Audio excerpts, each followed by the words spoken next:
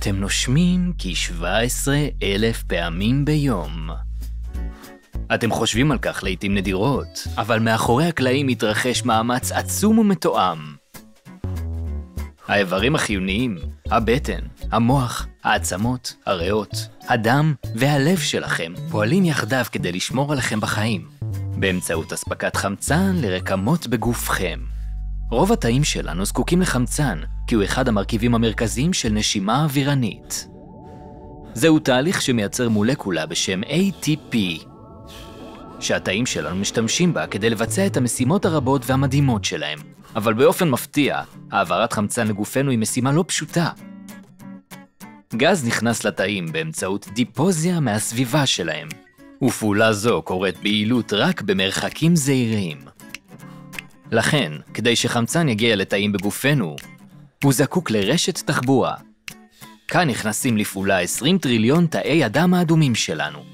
כל אחד מהם מכיל כ-270 מיליון מולקולות של המוגלובין שהחמצן נקשר אליהן, וזו הסיבה שלדם יש גוון אדום כהה. כדי לייצר את התאים האלו, הגוף משתמש בחומרי הגלם שזמינים לו מהאוכל שאנו אוכלים. לכן, במובנים מסוימים אפשר לומר שמסעו של החמצן בגוף מתחיל בבטן. בבטן, בתהליך עיכול כימי ומכני מרשים, האוכל מתפרק ליסודות זעירים, כמו ברזל, אבן הבניין של ההמוגלובין. ברזל נע דרך מערכת הלב וכלי הדם אל הרקמה ההמטופויטית.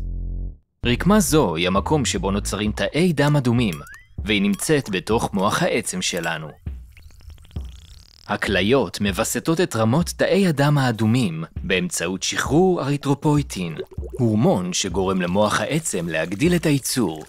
גופנו מייצר בערך 2.5 מיליון תאי דם אדומים בשנייה, מספר השווה לכל אוכלוסיית פריז. כדי שלחמצן שמגיע לריאות תהיה מספיק תעבורה. אבל כדי שהחמצן יוכל להגיע לריאות, המוח צריך להיות חלק מהתהליך. גזע המוח מתחיל את תהליך הנשימה באמצעות שליחת מסר דרך מערכת העצבים לשרירי השרעפת והצלעות.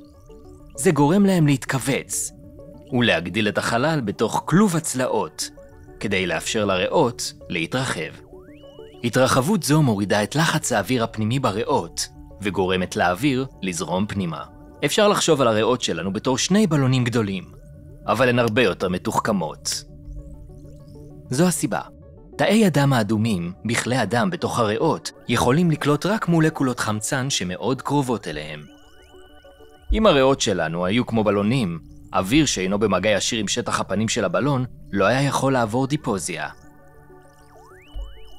למזלנו, המבנה של הריאות שלנו מבטיח מעט מאוד בזבוז של חמצן. פנים הריאות מחולק למאות מיליוני בליטות מיניאטוריות דמויות בלונים, הנקראות נודיות, המגדילות משמעותית את שטח המגע לכ100 מטר רבוע. דפנות הנודיות עשויות מתאים שטוחים דקים ביותר, המוקפים בנימים. יחד, דפנות הנודיות והנימים יוצרים קרום בעובי של 2 תאים, המקרב בין הדם לחמצן במידה מספקת כדי לאפשר דיפוזיה. התאים האלה המלאים בחמצן נישאים מהריאות דרך מערכת הלב וכלי הדם, רשת עצומה של כלי דם שמגיעה לכל תא בגוף. אם היינו פורסים אותה בקו ישר מקצה לקצה, כלי הדם היו מקיפים את כדור הארץ מספר פעמים. הנעת תאי הדם האדומים דרך הרשת הנרחבת הזו דורשת משאבה חזקה ביותר, וכאן נכנס לפעולה הלב שלכם. הלב האנושי פועם כ100,000 פעמים ביום בממוצע, והוא תחנת הכוח שמובילה את החמצן לאן שהוא צריך להגיע. הוא משלימה את המאמץ הקבוצתי של הגוף. תחשבו על זה, מערכת שלמה ומורכבת שנועדה להוביל מולקולות זעירות של חמצן. אם חלק אחד בתהליך כושל, הגוף שלנו קורס. נשמו פנימה, הבטן, המוח, העצמות, הריאות, הדם והלב שלכם ממשיכים בעבודתם המופלאה והמתואמת כדי לשמור עליכם בחיים. נשפו החוצה. הרגשתם פעם שאתם לא יודעים מספיק על גופכם? הרשמו לערוץ זה ולמדו על כל נושא, החל מהתקרחות וגדילת שרירים ועד הסיבה לצמיחת שיער במקומות אקראיים בגופנו.